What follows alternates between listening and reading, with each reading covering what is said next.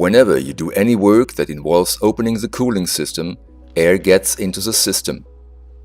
If you don't bleed it correctly afterwards, this can lead to malfunctions and, in some cases, damage to the components or the engine. On modern vehicles, it is not enough just to fill the system with coolant agent. The vehicles can have multiple coolant circuits, divided into different branches, which are closed or opened depending on the operating state.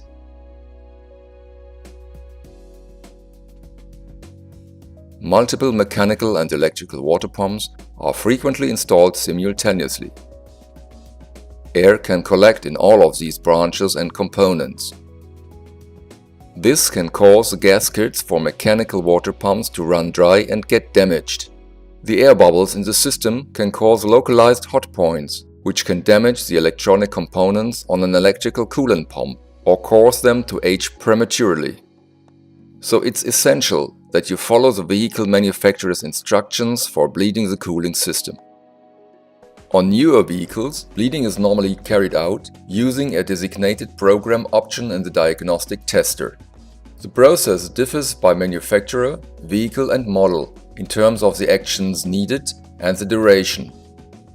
The sequence of individual automated steps can easily take 20 to 30 minutes.